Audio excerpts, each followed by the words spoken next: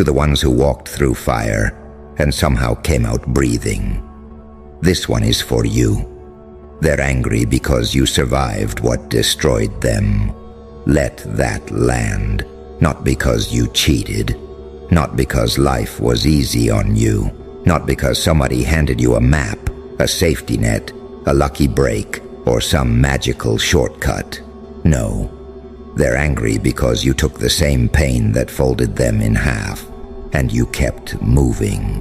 You took the same betrayal, the same abandonment, the same humiliation, the same sleepless nights, the same disrespect, the same cold silence from people who swore they loved you, the same pressure, the same loneliness, the same dark thoughts, the same war in your head, and somehow, you're still here, breathing, thinking, building, climbing, still dangerous.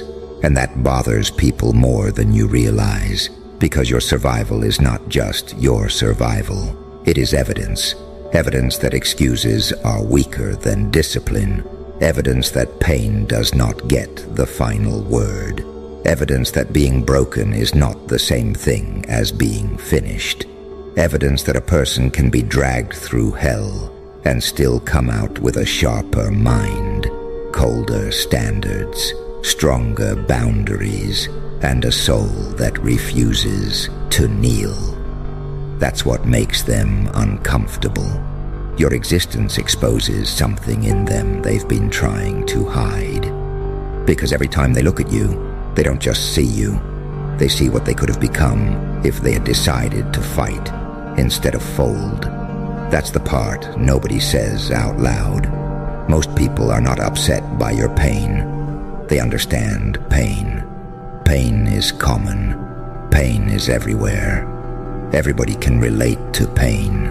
What they can't handle is your response to it. That's what shakes them. They can process your struggle. They can even pity your struggle. They might clap for you when you're down. They might even love you when you look weak, confused, uncertain, easy to control. But the second you rise with scars on your face and purpose in your chest, different story. Now you're a threat. Now you're not entertaining anymore. Now you're not easy to manage. Now you're not the person begging for crumbs. Now you're not the one apologizing for taking up space. Now you're not asking permission to exist. Now you're not shrinking so fragile egos can feel tall. Now you're walking different, talking different, thinking different, choosing different, and people feel it. They feel that something in you died, not your spirit, your fear, that version of you that used to over-explain, that version of you that used to chase closure from people who enjoyed watching you bleed, that version of you that kept trying to prove your worth to people who already decided to misunderstand you, that version of you that kept calling disrespect a misunderstanding, that version of you that confused loyalty with self-abandonment. That version is gone. And some people miss that version because they could use that version. They could manipulate that version, guilt-trip that version, ignore that version, use that version when they were bored, lonely, broke, desperate, or needing attention. That version was convenient. But this version sees through everything. You hear the fake concern in their voice. You catch the hidden disrespect in the joke. You notice the energy shift when you stop being available. You recognize when someone wants access to your heart, but has no intention of protecting it. You can feel when a room goes weird because your confidence just exposed everybody's mask. That kind of awareness doesn't come from reading cute quotes online. It comes from surviving things that were supposed to erase you. It comes from being left alone in moments where you truly needed someone.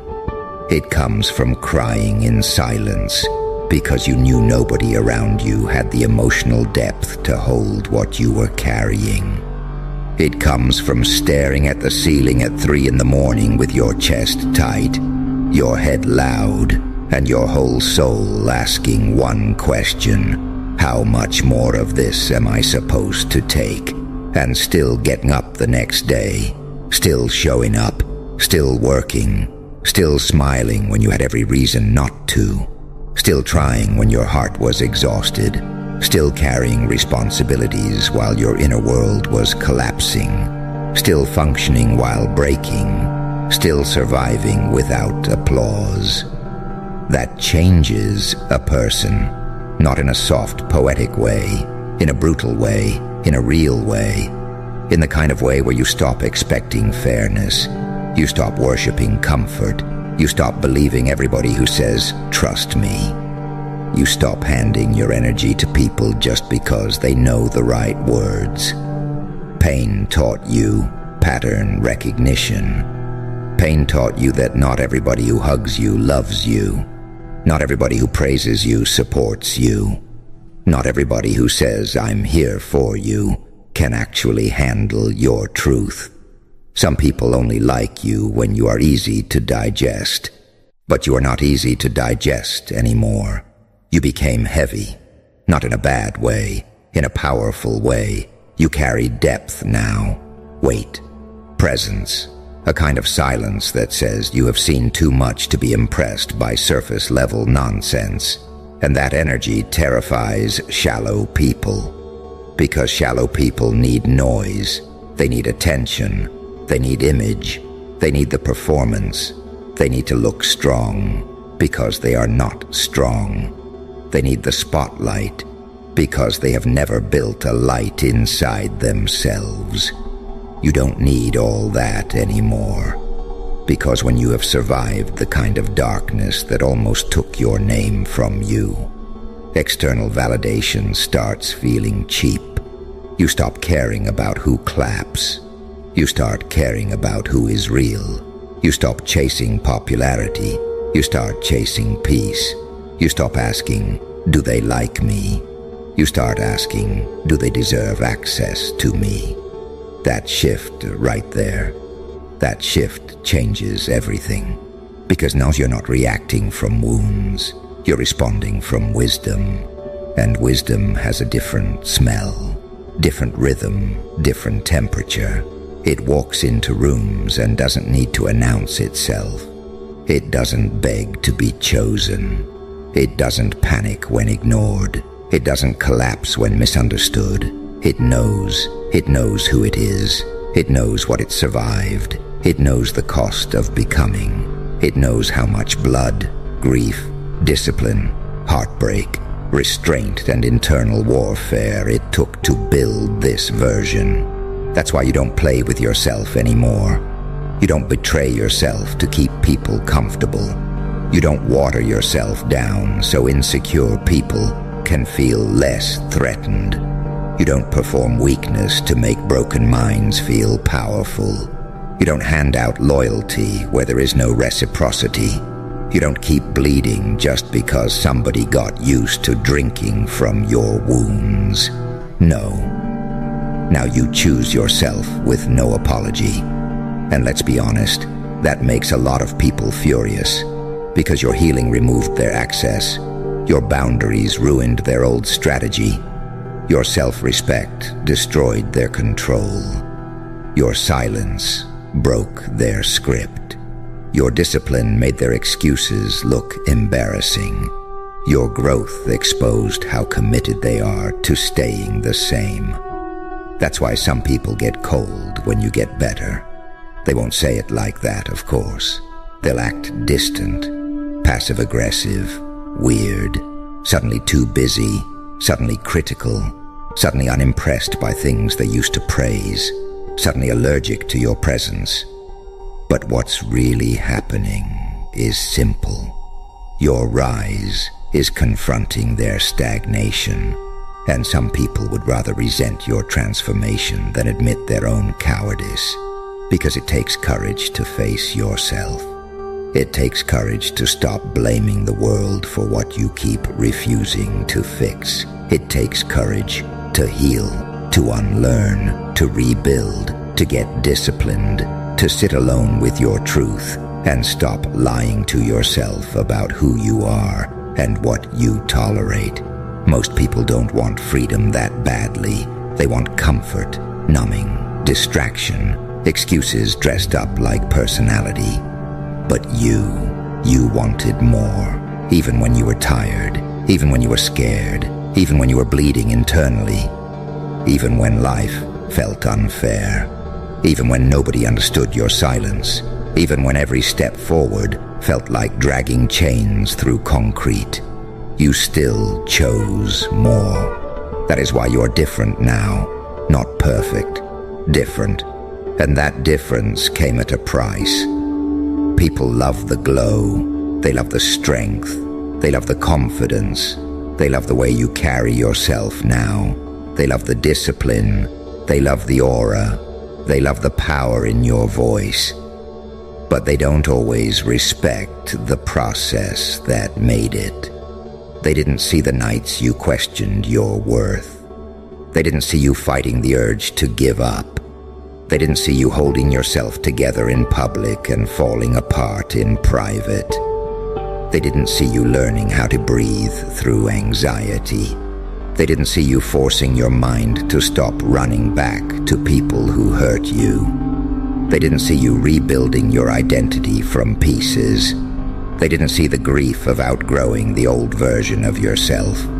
They didn't see the loneliness that comes with elevation. Because elevation is lonely. Let's talk about that. When you start healing for real, not the fake social media version, not the trendy version, not the version where you say, "I'm protecting my peace," but still answer messages that poison your spirit. When you really heal, you lose people. You lose fake friends, fake love, fake loyalty, fake support, fake community. You lose places that felt familiar, but were never safe. You lose habits that once comforted you, but were slowly killing you. You lose the need to explain yourself to people committed to misunderstanding you. And for a while, that feels brutal. Because even toxic things can feel like home when that's all you've known. So when you walk away from chaos, there's a strange emptiness, a weird silence, a withdrawal, a shaking in your soul. Part of you misses what hurt you, not because it was good, but because it was familiar. That's the trap. A lot of people go back right there. Back to the chaos, back to the disrespect, back to the crumbs, back to the old identity, back to the cage, just because the cage is familiar. But you didn't. That's why they're angry. You didn't go back. You didn't die where they left you. You didn't let the heartbreak turn you into a permanent victim. You didn't build your whole personality around what happened to you. You didn't make your trauma your throne. You didn't let your pain become your excuse to stay weak. You felt it. You bled through it. You wrestled with it. You carried it. Then you turned it into fuel. That is rare. Do not let this world trick you into thinking that is normal. It is not normal to go through hell and come back with discipline. It is not normal to get betrayed and still protect your heart without hardening it into stone. It is not normal to be doubted, laughed at, overlooked, abandoned, and still build something beautiful out of your own wreckage. That is warrior behavior. And I know some people hate that word because it sounds dramatic. But what else do you call a person who gets hit from every angle and still refuses to stay on the floor? What else do you call someone who learned how to smile with pain in their bloodstream, who kept a vision alive while everything around them looked dead, who learned how to keep going with no guarantee, no applause, no backup, and no soft place to land? That's not luck. That's war. Internal war. The kind where nobody hears the screaming because it's happening behind your eyes. The kind where you have to drag your own mind away from cliffs, nobody else can see.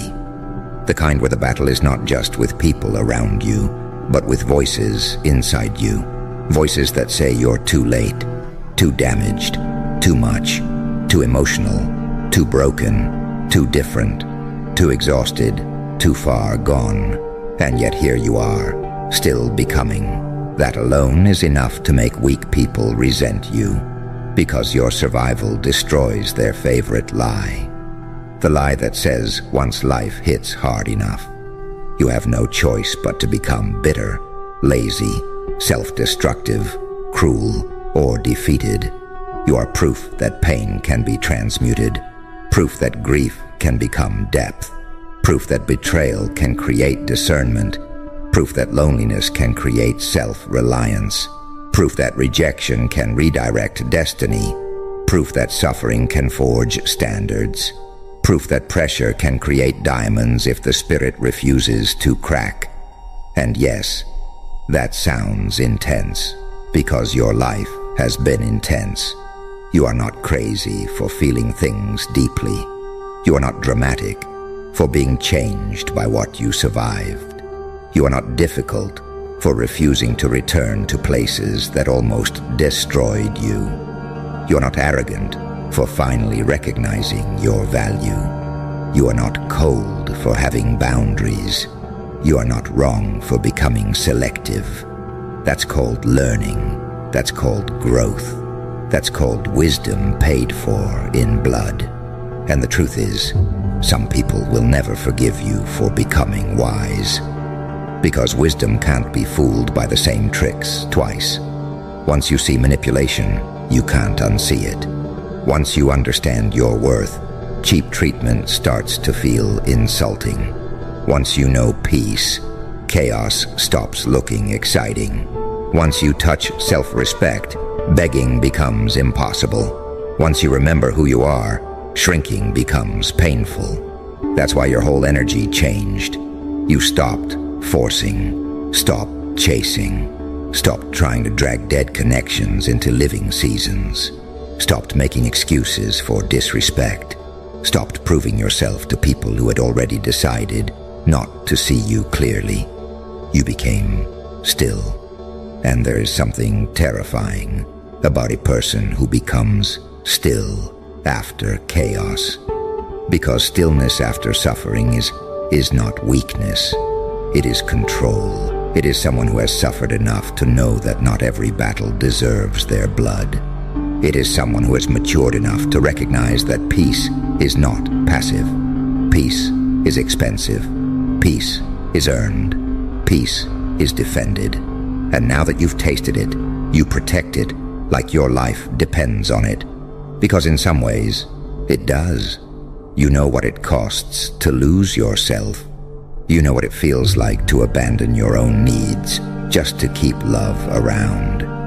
You know what it feels like to be surrounded and still feel emotionally homeless. You know what it feels like to smile with a storm behind your eyes. You know what it feels like when nobody notices you are drowning because you look calm on the surface. So now you choose differently. You choose what nourishes you. You choose what aligns. You choose what respects your nervous system. You choose what doesn't force your spirit to live in survival mode. You choose people who don't make love feel like a test. You choose rooms where you don't have to amputate parts of yourself to belong. You choose work that builds you instead of draining your soul dry. You choose habits that sharpen you. You choose solitude over fake company. You choose truth over image. You choose discipline over dopamine. You choose long-term. So when you walk away from chaos, there's a strange emptiness, a weird silence, a withdrawal, a shaking in your soul. Part of you misses what hurt you, not because it was good, but because it was familiar. That's the trap. A lot of people go back right there, back to the chaos, back to the disrespect, back to the crumbs, back to the old identity, back to the cage, just because the cage is familiar. But you didn't. That's why they're angry. You didn't go back. You didn't die where they left you. You didn't let the heartbreak turn you into a permanent victim. You didn't build your whole personality around what happened to you. You didn't make your trauma your throne. You didn't let your pain become your excuse to stay weak. You felt it. You bled through it. You wrestled with it. You carried it. Then you turned it into fuel. That is rare. Do not let this world trick you into thinking that is normal. It is not normal to go through hell and come back with discipline. It is not normal to get betrayed and still protect your heart without hardening it into stone. It is not normal to be doubted, laughed at, overlooked, abandoned, and still build something beautiful out of your own wreckage. That is warrior behavior. And I know some people hate that word because it sounds dramatic. But what else do you call a person who gets hit from every angle and still refuses to stay on the floor? What else do you call someone who learned how to smile with pain in their bloodstream? Who kept a vision alive while everything around them looked dead? Who learned how to keep going with no guarantee, no applause, no backup, and no soft place to land? That's not luck. That's war. Internal war. The kind where nobody hears the screaming because it's happening behind your eyes. The kind where you have to drag your own mind away from cliffs nobody else can see. The kind where the battle is not just with people around you, but with voices inside you. Voices that say you're too late, too damaged, too much, too emotional, too broken, too different, too exhausted, too far gone. And yet here you are, still becoming. That alone is enough to make weak people resent you, because your survival destroys their favorite lie. The lie that says once life hits hard enough, you have no choice but to become bitter, lazy, self-destructive, cruel, or defeated. You are proof that pain can be transmuted, proof that grief can become depth, proof that betrayal can create discernment, proof that loneliness can create self-reliance, proof that rejection can redirect destiny, proof that suffering can forge standards, proof that pressure can create diamonds if the spirit refuses to crack. And yes, that sounds intense, because your life has been intense. You are not crazy for feeling things deeply. You are not dramatic for being changed by what you survived. You are not difficult for refusing to return to places that almost destroyed you. You are not arrogant for finally recognizing your value. You are not cold for having boundaries. You are not wrong for becoming selective. That's called learning. That's called growth. That's called wisdom paid for in blood. And the truth is, some people will never forgive you for becoming wise, because wisdom can't be fooled by the same tricks twice. Once you see manipulation, you can't unsee it. Once you understand your worth, cheap treatment starts to feel insulting. Once you know peace, chaos stops looking exciting. Once you touch self-respect, begging becomes impossible. Once you remember who you are, shrinking becomes painful. That's why your whole energy changed.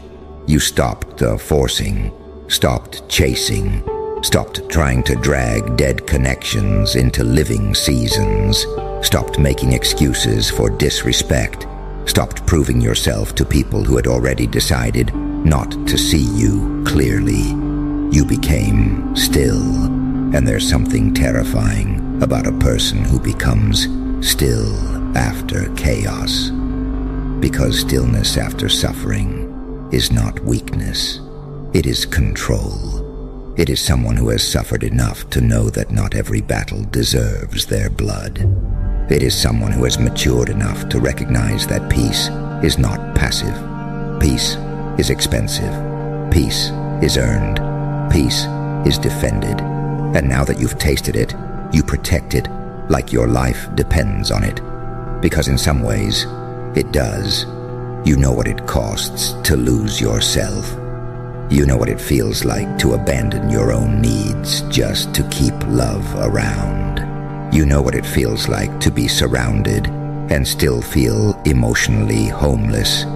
You know what it feels like to smile with a storm behind your eyes. You know what it feels like when nobody notices you are drowning because you look calm on the surface. So now you choose differently. You choose what nourishes you.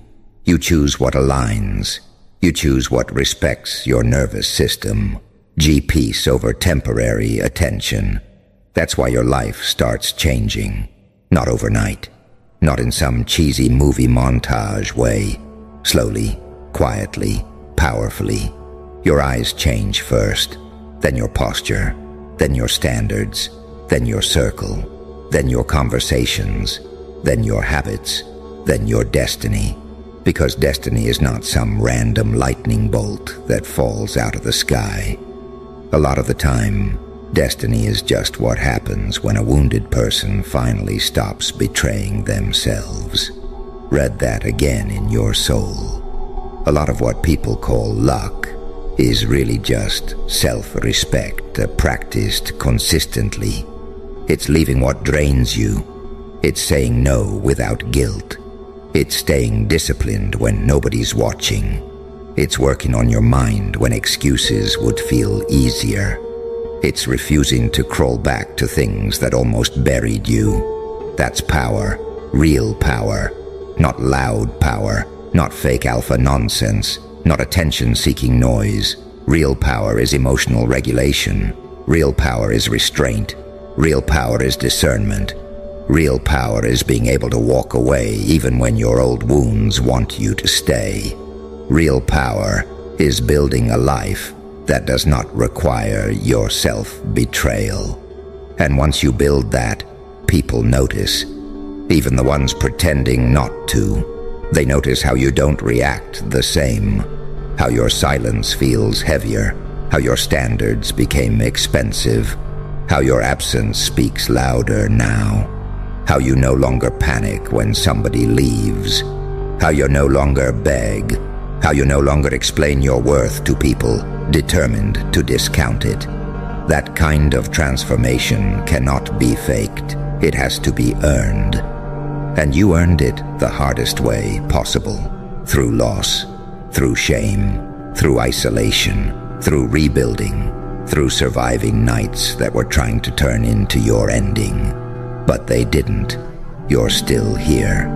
And not just here. Awake, sharper, deeper, more dangerous to anything fake, more resistant to manipulation, more loyal to your own spirit, more committed to your future than your past, more in tune with what is real, more unwilling to settle for what breaks you. So let them be angry. Let them gossip. Let them misunderstand. Let them call you distant because they can't call you accessible anymore. Let them call you cold because your boundaries made them feel the temperature drop. Let them say you changed. You did change. You had to. Because the old you was too available to people who never deserved you. The old you kept bleeding in places that only knew how to consume. The old you thought love meant endurance. The old you thought being needed was the same as being valued. The old you thought loyalty meant staying, no matter how badly it hurt. But now you know better. Now you know that some doors are meant to close forever. Some people are only lessons in human form. Some heartbreak is protection in disguise. Some endings are the beginning of your self-respect. Some loneliness is just the space required for rebirth. Some pain shows up not to destroy you, but to introduce you to the version of yourself that refuses to die. And once that version wakes up inside you, everything changes. Your walk changes. Your choices change. Your relationships change. Your standards change. Your future changes. Because now when life tries to break you, it meets somebody different. Not somebody untouched by pain, not somebody innocent to darkness, not somebody naive enough to think the world is fair. It meets somebody seasoned, somebody who has already crawled through the wreckage and found a pulse, somebody who knows what collapse feels like and still chooses construction, somebody who has learned how to turn suffering into strategy, somebody who no longer asks pain for permission to become powerful. That is who you are now, and that is exactly why they're angry, because what destroyed them introduced you to yourself.